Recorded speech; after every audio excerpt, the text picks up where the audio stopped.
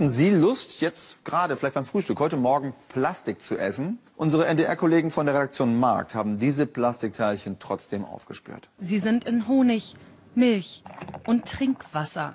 Vermutlich auch in anderen Lebensmitteln. Mit dem bloßen Auge ist es kaum zu erkennen. In die Lebensmittel gelangt es vermutlich durch die Luft oder das Wasser. Wir haben Regenwasser untersucht. In Regenwasser finden sich große Mengen dieses Materials. Wir können davon ausgehen, dass Mikroplastik überall in der Atmosphäre zu finden. Die Auswirkungen auf den menschlichen Körper und die Umwelt sind noch ungeklärt. Versuche mit Miesmuscheln führten allerdings zu starken Entzündungen im Gewebe. Hier im Westen diese Schlangenlinien, das haben wahrscheinlich am Nachmittag über der Nordsee ein paar Flugzeuge, Militärflugzeuge rausgebracht. Und in etwa 5 bis 6 Kilometer Höhe hat mit Wetter so nichts zu tun. Ohne Zweifel, wir scheinen in eine Warmphase mit der Erde zu geraten. Der Mensch möchte ja gerne das Klima kontrollieren, es nach seinen Vorstellungen einrichten. Der neue Trend ist es, dafür technische Mittel einzusetzen. Und die sehen so aus.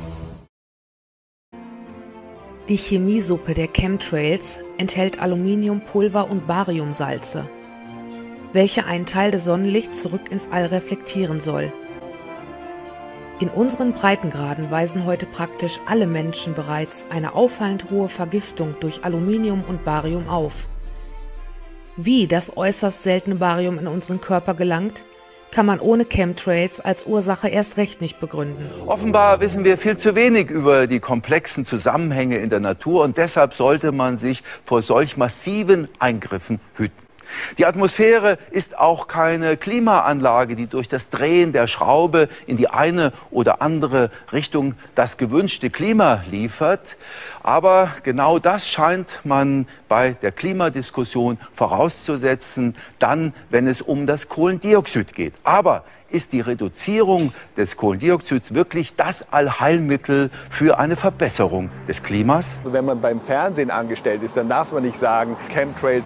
Die normalen Kondensstreifen, also nicht die mit Chemikalien versetzten, diese Kondensstreifen treten aufgrund kalter Luft bei minus 30 Grad Celsius auf. Dazu muss man sich in großer Höhe befinden, ungefähr bei 9 Kilometern. Die Abgase enthalten zudem Kohlenstoffdioxid und Wasserdampf. Daraus entstehen Eiskristalle und das ist der weiße Streifen hinter den Flugzeugen. Die Eiskristalle erwärmen sich, lösen sich auf und die Streifen verschwinden. Das dauert höchstens 1 Minute. Was wir jetzt beobachten können, und zuerst konnte ich es gar nicht glauben, ist nicht mehr normal, ist natürlich. Irgendetwas passiert da. Ich weiß nicht, wer dahinter steckt oder warum sie es machen, aber ich kann es bezeugen, dass es nicht natürlich und nicht normal ist. Irgendjemand beeinflusst das Geschehen von außen. Vielen Dank. Ich bin hier, um zu bezeugen, dass es die Chemtrails wirklich gibt. Es sind keine Kondensstreifen und sie sprühen fast jeden Tag. Ich habe mir die Wolken und die Sprühvorgänge angesehen und ich muss Ihnen mitteilen, dass diese Verunreinigung, die da auf uns herunterkommt, eine sehr, sehr große Gefahr bedeutet. Schaut nach oben. Als Pilot schaue ich immer nach oben, bevor ich fliege. Und ich sage euch, Junge, die arbeiten wirklich hart an dieser Sache. Wenn Sie nach oben zur Sonne schauen und einen weißen Dunst sehen, dann ist das Aluminium, das in der Luft schwebt und es kommt von den Flugzeugen. Wir finden große Mengen von Aluminium, weil diese Chemtrails Aluminium, Strontium, Barium und Mangan enthalten. Angeblich kommt Aluminium ja überall vor, normalerweise aber nur in gebundener Form. Freies Aluminium kommt im Normalfall nicht vor. Trotzdem finden wir riesige Mengen von freiem Aluminium im Boden. Das kann gar nicht natürlich sein. Die ausgebrachten Metallpartikel sind sehr schädlich für die Umwelt, wir müssen das überwachen. Und wir müssen Tests dazu durchführen. Nun gut, zu meinen Vorrednern. Ich habe mir genau angesehen, woran Sie arbeiten. Sie haben recht. Ich habe die gleichen Beobachtungen gemacht. Wollen Sie Zahlen hören? Ich habe das Regenwasser untersucht. 2013 konnte ich 13.100 Mikrogramm Aluminium pro Liter Regenwasser nachweisen. Normalerweise müsste der Wert 0 sein. 13.100 Mikrogramm sind ganz schön viel. Der Wert war mal 0. Im Jahre 2000 lag er bei 100. Seit 2010 bewegt sich der Wert im Tausenderbereich und zuletzt lag er bei 13.100 Mikrogramm. Im Schnee von Mount Shasta, dem unberührten Mount Shasta, waren es 61.000 Mikrogramm pro Liter, das Vierfache von dem, was dort im Boden gefunden wird. Woher verdammt soll das kommen, wenn es nicht aus dem Boden stammen kann? Es gibt Wolken am Himmel, wie wir sie noch nie gesehen haben. Ich sehe fast jeden Tag völlig neue Wolkenformationen. Die NASA hat einigen dieser neuen Wolken sogar Namen gegeben. Das finde ich sehr interessant. Die NASA ist übrigens ein Unternehmen. Das sollten Sie wissen. Die NASA hat mit metallisiertem Treibstoff geforscht. Sie haben den Treibstoff direkt mit Aluminiumoxid versetzt, da dieses über 2 Aluminiumatome und 3 Sauerstoffatome verfügt. Bei der Verbrennung wird Sauerstoff frei. Das steigert die Effizienz der Motoren erheblich. Das Aluminium bleibt allerdings in der Luft zurück. Es kommt vom Himmel auf uns herunter und das ist ein riesiges Problem. Da es von oben kommt, passieren verschiedene Dinge. Es ist in der Luft, die wir einatmen. Wenn wir diese Stoffe einatmen, gelangen sie über die Nase sehr leicht ins Gehirn und dringen dort ein. Sie dringen auch in den Frontallappen. Die Schadstoffe wurden bereits genannt, zum Beispiel Aluminium. Aluminium ist davon der wichtigste Stoff, denn er verursacht als primärer Produzent von freien Radikalen eine vorzeitige Apoptose, also einen Zelltod. Wie viel giftigen Feinstaub wir tagtäglich einatmen, wird an Messstationen wie hier bei der EMPA in Dübendorf ermittelt. Im Elektronenmikroskop analysieren die Forscher für MTW eine Feinstaubprobe. Unter starker Vergrößerung wird die giftige Luftfracht sichtbar. Kopfzerbrechen hingegen bereiten den Forschern die ultrafeinen Partikel, welche den Hauptbestandteil ausmachen. Diese winzig kleinen Partikel sind bislang kaum erforscht und können erst seit kurzem überhaupt gemessen werden. 100 Nanometer, das ist etwa 1000-mal weniger als der Durchmesser von einem menschlichen Haar. Feine Haare in der Nase filtern Partikel, welche größer als 20 Mikrometer sind.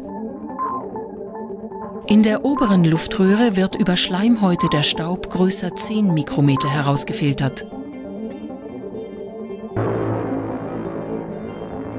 Die unteren Atemwege sind mit Flimmerhaaren und einer Schleimschicht überzogen. Hier bleibt Feinstaub zwischen 5 und 10 Mikrometer hängen. Die kleineren Partikel gelangen in die äußere Peripherie der Lunge, in die Lungenbläschen. Die Lungenbläschen sind von feinen Blutgefäßen umgeben. In diesen Blutgefäßen findet der Sauerstoffaustausch mit dem Blut statt.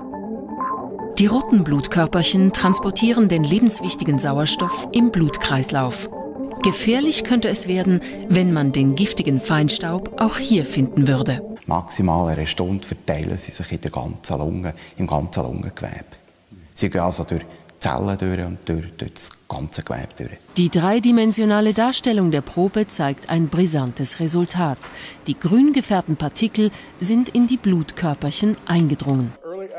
Die Gehirnzellen werden vorzeitig abgetötet. Das Narbengewebe, das das Gehirn anschließend bildet, das sogenannte Amyloid, ist ein Teil einer chemischen Struktur, die Alzheimer begünstigt. Aluminium, erstaunlich, wo es überall verwendet wird.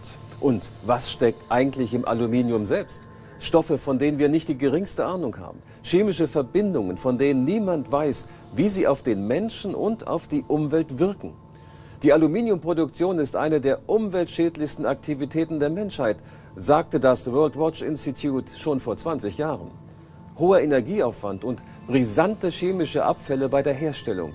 Diese Faktoren sind weitgehend bekannt. Aluminium ist neurotoxisch. Der Toxikologe Christopher Exley untersucht das Gehirn der Verstorbenen auf Aluminiumrückstände. In einer der Proben aus dem Gehirn von Frau Cross haben wir 23 Mikrogramm gefunden. Beim Rechnungsprüfer Günter Paroll aus Krefeld mehren sich in den letzten Jahren unerklärliche Aussetzer.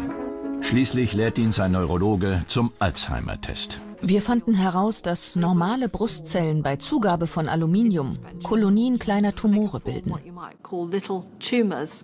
Wenn kein Aluminium beigefügt wird, machen sie das nicht. Es scheint, als könnte Aluminium eine normale Zelle in eine Krebszelle verwandeln. Dabei ergab die Analyse einer aktuellen Probe durch das Umweltbundesamt in Wien, dass der Aluminiumwert um das 200-fache über dem Grenzwert für Trinkwasser liegt. Ich bin Neurologe und praktiziere seit 7 Jahren. In den letzten 5 Jahren hatte ich es mit einer großen Anzahl von Patienten mit Parkinson und anderen neurologischen Erkrankungen zu tun. Ihre Anzahl hat enorm zugenommen. Sie hat sich beinahe vervierfacht. Als ich vor einigen Jahren in Hawaii war, begann mein Interesse für Chemtrails. Die Hawaiianer äußern sich sehr deutlich zu diesem Thema. Und ich kann etwas zu der zunehmenden Anzahl von Alzheimer-Fällen sagen. Es ist nun möglich, Aluminium extrem zu zerkleinern, deshalb bleibt es länger in der Luft. Das bedeutet aber noch etwas anderes. Ich weiß nicht, ob jemandem schon mal dieser metallische Geschmack im Mund nach dem Sprühen aufgefallen ist. Und sind Chemtrails eine Verschwörungstheorie? Ehrlich gesagt, ich glaube ja. Ja, natürlich ist es absoluter Blödsinn. Aber kannst du kurz erklären, was das dann da ist, wenn es keine Chemtrails sind? Kondensstreifen. Ja, das sind die Kondensstreifen von Flugzeugen, ja klar. Wenn Sie diese Partikel einatmen, durchdringen Sie das Siebbein und ihre Nebenhöhlen und gelangen so ins Gehirn. Wie Sie bereits gehört haben, werden Nanopartikel versprüht, also extrem kleine Partikel. Diese Nanopartikel lösen im Gehirn eine Art automatisches Programm der Zellen aus. Und das führt letztendlich zu Alzheimer. Das ist Problem Nummer 1, denn wenn wir über Alzheimer sprechen, sagen wir, das betrifft die alten Menschen. Das eigentliche Problem und die Angst, die ich habe, ich bin zweifacher Vater und dreifacher Großvater, dass unsere Kinder im Mittelpunkt dieses Dramas stehen. ADS trat zum ersten Mal in den 70er Jahren auf. Autismus war noch gar nicht präsent. Es gibt keine Dokumente aus dieser Zeit, keine Informationen. Nur 1 von 100.000 Kindern war betroffen. Heute betrifft es einen von 48 Jungen. Damals gehörte ich einer Gruppe von Ärzten an, die nach Aluminium bei ADS und ADHS Erkrankungen gesucht hat. Bei allen Kindern, die diese Auffälligkeiten entwickelten, stellten wir hohe Aluminiumwerte fest. Was ich als Wildbiologe sehe, bereitet mir große Sorgen. Ich beobachte schon eine ganze Weile, wie das Ökosystem kollabiert. Wenn wir alle Organismen in unseren Flüssen verlieren, weil mit Aluminium belastetes Wasser in unsere Flüsse gelangt, sterben unsere Mikrobakterien ab und das gesamte Ökosystem wird gestört. Das geht weit über eine einfache Verschmutzung hinaus. Wie ist Monsanto auf die Idee gekommen, aluminiumresistente Pflanzen zu entwickeln? Diese Frage hat noch niemand gestellt. Insekten. Ich habe Studien in Siskiyou County durchgeführt. Es gibt von ihnen nur noch ca. 20% dessen, was einmal normal war. Die Wasserinsekten haben seit 2006 rapide abgenommen auf ungefähr 20% der normalen Population. Dieses Jahr habe ich bereits 200 Forellenmägen untersucht. 89% waren leer. Das gleiche gilt für Steinfliegen, Zweiflügler und Köcherfliegen. Sie sind weg. Ich habe das Wasser getestet und festgestellt, dass Aluminium in der 47-fachen Menge des Normalen vorhanden war. Strontium in der 10- bis 20-fachen und Barium in der 20-fachen Menge. Ab 1993 hat die Air Force eine In-vitro-Studie über die Toxizität von Aluminium-Nanopartikeln in Lungenbläschen von Ratten durchgeführt. Das heißt für Laien, sie haben die Auswirkungen dieser Partikel auf weiße Blutkörperchen in den kleinen Luftbläschen der Lunge getestet. Ich habe an die US-Regierung geschrieben, weil die Air Force ein Buch mit dem Titel veröffentlicht hat, ab 2025 kontrollieren wir das Wetter. Ich bitte Sie dringend, Geoengineering in Chester County zu verbieten und eine entsprechende Verordnung zu verabschieden. Warum gibt es Spitzenwerte von Alzheimer und Aluminium? Was machen diese Fasern hier in Chester County? Am 14. Januar gab es im ZDF einen Wetterbericht, der bei den Zuschauern viele Fragen offen gelassen hat. Der Meteorologe Gunther Tiersch hatte schlangenförmige Wolken auf dem Radarschirm, die sich mit keinem Gesetz der Meteorologie erklären ließen. Das haben wahrscheinlich am Nachmittag über der Nordsee ein paar Flugzeuge, Militärflugzeuge rausgebracht. Bereits 2005 waren den Meteorologen erstmals solche merkwürdigen Geisterwolken aufgefallen. Als das Phänomen wieder auftauchte, gingen Brandt und seine Mitarbeiter an die Öffentlichkeit. Daraufhin beschäftigte das Rätsel eine ganze Wissenschaftlergruppe vom DLR, Forschungszentrum Karlsruhe, der Universitäten Bonn und Hamburg.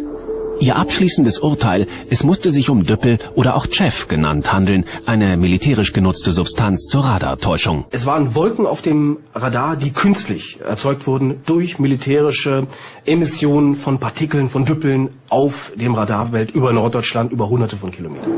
Für die enorm großen Geisterwolken aus Richtung holländischer Küste müssen immer wieder tonnenweise der Substanz über der Bundesrepublik niedergehen. Wir richten Umweltzonen und Ähnliches ein und anscheinend gilt die Umweltzone in 4-5 Kilometer Höhe über der Nordsee anscheinend nicht und über Deutschland nicht. Da spielt es keine Rolle, was da ausgebaut wird. Finde ich unglaublich. Zu den riesigen Düppelwolken, die von der holländischen Küste regelmäßig über Deutschland ziehen, wollte man sich nicht äußern. Alle 20 bis 30 Tage ungefähr, konservativ abgeschätzt, gibt es diese Wetterlagen, wo auch diese Partikel auftauchen. von der Nordsee her, Hochdruckgebiet darüber, von Nordwesten her kommt das rein. Und wenn man das wirklich mal auswerten würde, würde man überrascht sein, wie häufig das auftritt. Also alle 20 bis 30 Tage so eine Situation mit einem flächenhaften Partikelstrom. Und das hier ist... Auch wenn diese Militärwolken nicht von der Bundeswehr stammen, dass sich niemand verantwortlich fühlt für Stoffe, die regelmäßig über Deutschland absinken und die eigentlich verboten sind, halten die Meteorologen schlichtweg für absurd. Absurd ist ja noch eine nette Umschreibung. Hier wird die Bevölkerung getäuscht. Jetzt kommt's aber noch besser. Als die besorgten Bürger nun wissen wollten, was das genau für ein Zeug ist, das da immer wieder mal vom Himmel fällt, erklärte die deutsche Luftwaffe, dass Düppel harmlose Glasfasern sind, die man mit dem Hausmüll entsorgen kann. Wenn Düppel tatsächlich so harmlos sind, warum müssen dann Luftwaffenangehörige Atemmasken tragen, wenn sie damit zu tun haben? Die Studien der Bundeswehr liegen unter Verschluss. Doch als man dort hört, worum es sich handelt, möchte man mit der Sache nichts zu tun haben. In einer amerikanischen Studie neueren Datums ist zu lesen, die Frage bleibt offen, ob die Fasern während des Ausstoßens oder durch Verwitterung zu lungengängigen Partikeln zerbrechen können. Es gibt keine Daten bezüglich der Effekte von solchen Faserpartikeln auf Lungenflügelgewebe.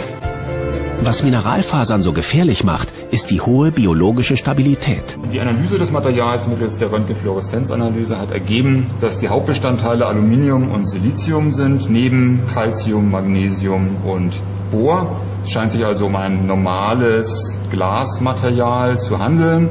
Wir haben jetzt mittels anderer Methoden noch den Gesamtgehalt an metallischem Aluminium versucht zu bestimmen und sind darauf gekommen, dass es sich um 60% Aluminium und ungefähr 40% Glas handelt. Auffällig ist der hohe Aluminiumanteil, der laut veröffentlichten Angaben viel geringer hätte ausfallen müssen. Offiziell wird die Harmlosigkeit von Düppel damit begründet, dass Aluminium häufig in der Erdkruste vorkommt. Allerdings reines Aluminium gibt es in der Natur nicht. Ob Nanopartikel reinen Aluminiums, wie bei anderen Elementen bekannt, schädlich sein können, welche Auswirkungen sie auf Organismus und Umwelt haben, behandeln die vorliegenden Studien nicht. Wenn man die Fasern vergleichen will mit bekannter Glaswolle, dann kann man wirklich sagen, es ist ähnlich, aber es kommt hinzu, dass diese Fasern noch mit Aluminium beschichtet sind. Genaue Zahlen, wie viele Tonnen über Deutschland jährlich verstreut werden, gibt's offiziell nicht, aber uns liegen immerhin Zahlen für ein Bundesland vor. Allein beim jährlichen NATO-Manöver Elite werden über Baden-Württemberg rund 2,5 Tonnen gestreut.